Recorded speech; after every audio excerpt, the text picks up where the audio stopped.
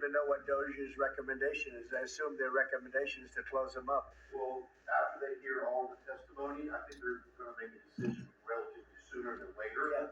But we'll see what that turns Yeah, out. I can't imagine that they wouldn't, because they have found so much waste, fraud, and abuse, hundreds of billions of dollars, and just waste, fraud, abuse. You heard yesterday some of the new things that were found. 22 billion just in environment. Billion.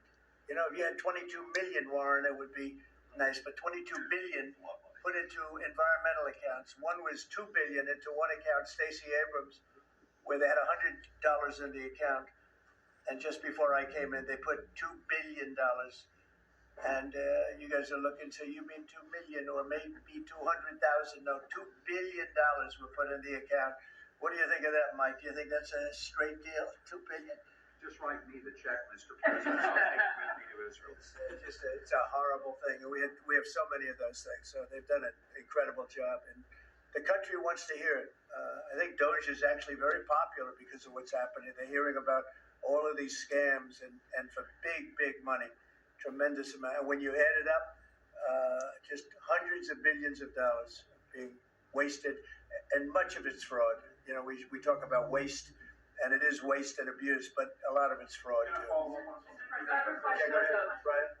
want to follow up on that. If Planned Parenthood is defunded, would you look into the harvesting of baby organs that they've done throughout the years, and maybe go after some criminal prosecution on that? Well, I think you're talking about a subject that is a heated subject, and we'll look into it. We're going to look into everything, but that's certainly a subject that's been debated for a long time, and we will look into it. Yeah. Mr. President, some senators have expressed hope that the White House will support a rescission package to codify some of the Doge cuts into law. Where does the White House stand on that? And are you making progress on that? A rescission package to codify some of the Doge cuts into law. It'll be great. I think we're going to do that. I think they're going to do it. I think we're also going to be codifying a lot of the executive orders that we've done, which have been very popular. And we're looking at one, I will tell you right now, that I think perhaps will be controversial, but not with the people, and that's sanctuary cities. We're going to end sanctuary cities for some of these jurisdictions that aren't cooperating with law enforcement. They're guarding criminals. They're taking the rights away from the citizens of this state and their city. And we're going to be ending sanctuary cities if we find it necessary to do in certain major areas. And we may just end the entire thing altogether, because it's just a way of protecting criminals, and nobody else is benefited by that. And for some reason, Democrats want to keep, and they want to shield criminals from being sent back to their countries or being sent to prison. And in the meantime, the crime rate has gone through the roof. Under Biden, it was through the roof. It's starting to come down, but we're taking a lot of people out of here. So we may be presenting you very shortly with a executive order ending sanctuary cities. Mr. President, are you going to change any of the practices that your national security officials used after a reporter was inadvertently added to a group chat about attacks on Yemen? Well, I think it's a question I've been asked now, and I've given a few answers, and they've all been the same. We have an amazing group. Our national security now is stronger than it's ever been. We have had a very successful, numerous attacks on that area. These are people that shoot down ships, not only our ships, ships all over the world. They're shooting down right out of the water and damaging them badly, or they're going down. They're also shooting anything that happens to be flying in the area. We hit them very hard. There was no classified information, as I understand it. They used a app, if you want to call it an app, that a lot of people use, a lot of people in government use, a lot of people in the media use. And I think I'll ask Mike. Mike is here. Do you want to respond to that, please? Yes, Mr. President. You asked about lessons. I think there's a lot of journalists in this city who have made big names for themselves, making up lies about this president, whether it's the Russia hoax or making up lies about Gold Star families. And this one in particular, I've never met, don't know, never communicated with, and we are looking into and reviewing how the heck he got into this room. But I'll tell you what, the world owes President Trump a favor. Under Biden, global shipping was shut down. Pinprick attacks attacks, months between them, our destroyers being fired upon dozens of times. President Trump took decisive action with his national security team, took out the head missileer, knocked out missiles, knocked out headquarters, knocked out communication sites. And for once, as we hear, as you all hear from every one of our allies, thank God for American leadership again. Thank God for American strength. You're welcome.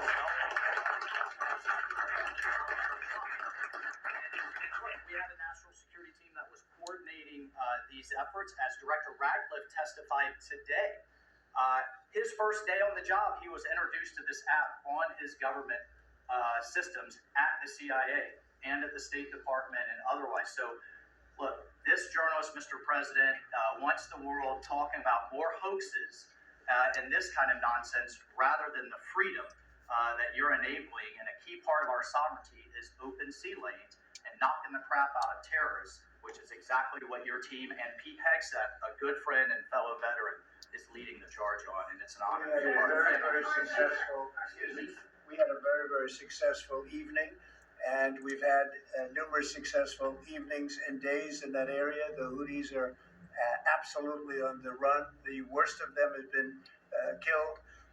This should have been done a long time ago by Biden, but Biden was an incompetent president. He couldn't do anything. He didn't know where he was going. He had no clue. This guy had no clue. This should have been done a long time ago. As they shoot missiles at ships, randomly shoot missiles at ships, and they make their own missiles. You know, this is not an incompetent group of people. They make their own missiles. They get the missiles also from Iran.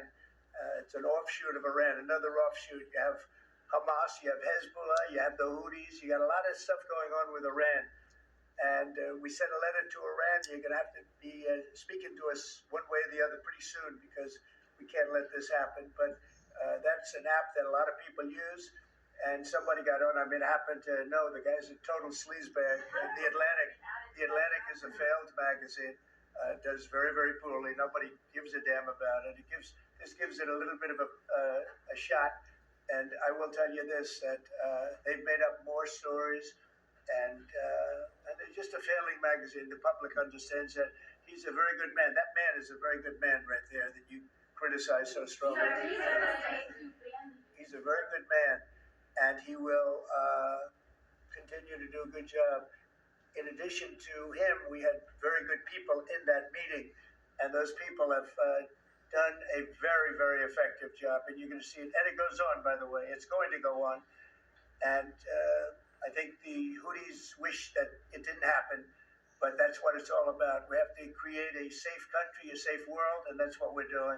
Do you think national security was put at risk, Mr. President, of senior officials using Signal moving forward? The use of Signal to communicate from senior officials, Well, I don't know anything about Signal. I wasn't involved in this, but I just heard about it.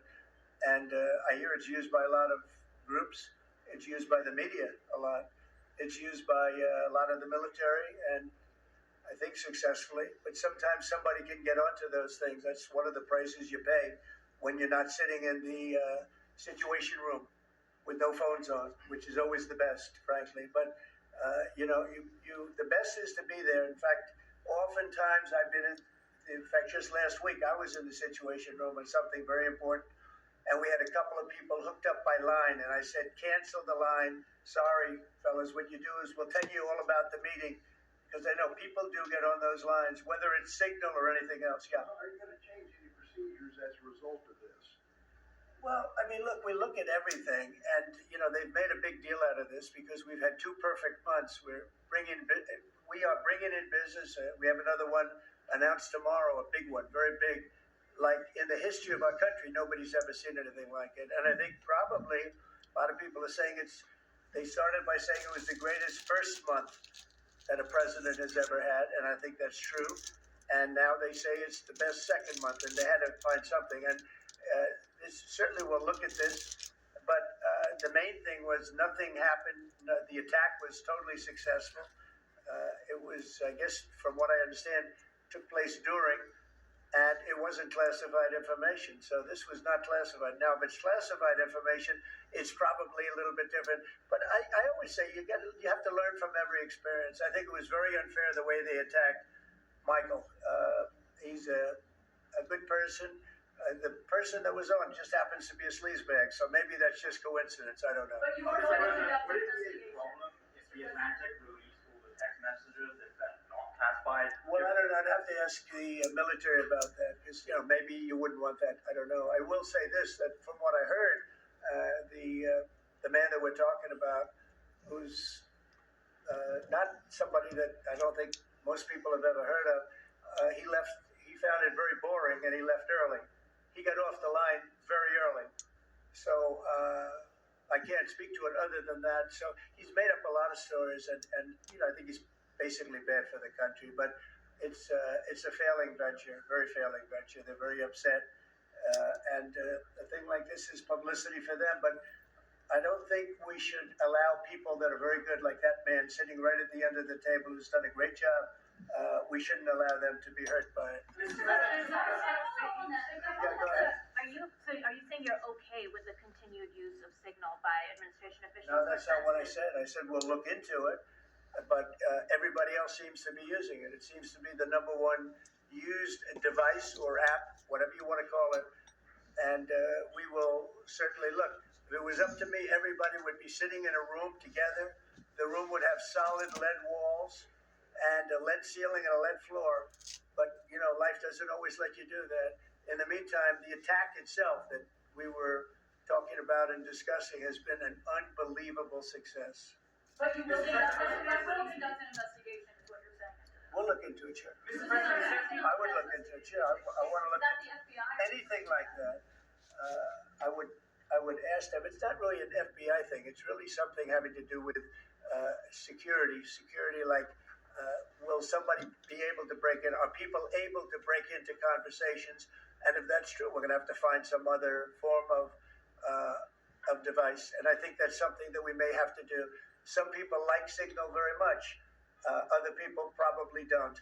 But we'll look into it. I think, Michael, I've asked you to immediately study that and find out. If people are able to break into a system, now in this case, it wasn't that this attack was going on and nobody found out anything. And again, the person that was on, as I understand it, he left very early because he didn't find it very exciting.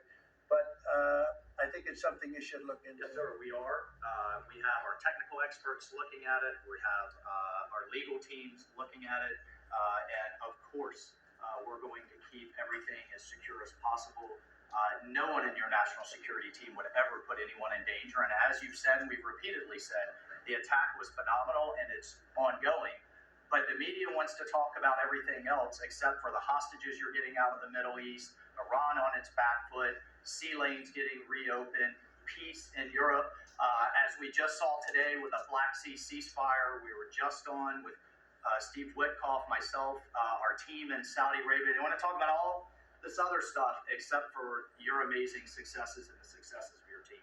One of the other things that sometimes you have to move very quickly, and there are other devices that are very good, but they are very, very cumbersome, and you're not able to use them from a practical standpoint. So all we can do is find out the best we have with modern technology. They'll probably get better over the years. Yeah, go ahead. Sir, on the Black Sea, so the Kremlin has said that there are several conditions that would need to be met for this agreement to happen. This includes sanction relief for banks and some companies. Did the U.S. agree to all of those conditions that they laid out? They will be looking at them, and we're thinking about all of them right now. There are about 5 or 6 conditions. We're looking at all of them. The White House has said that it's looking into how a journalist got added to that Signal chat. Is it possible that there could be a firing of even a lower mid-level official once that person is identified? About the Signal chat that we've been discussing. We've pretty much looked into it. It's pretty simple, to be honest. It's not. It's just something that can happen. It can happen. You can even prepare for it. It can happen. Sometimes people are hooked in, and you don't know they're hooked in. They're hooked into your line, and they don't even mean bad by it. But it's not a perfect technology. There is no perfect technology. The really good ones are very cumbersome, very hard to access. And I think we're going to look at. We always want to use the best technology. This was the best technology for the moment.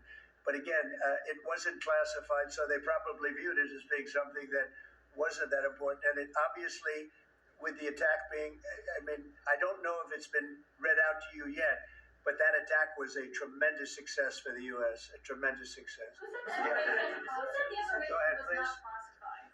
Do you think that Mike Waltz made a mistake and doesn't need to apologize? No, I don't think he should apologize. I think he's doing his best. It's equipment and technology that's not perfect, and probably he won't be using it again, at least not in the very near future. What do you think? Sir, I agree with you. Let's get everybody in the room, whenever possible. A lot of times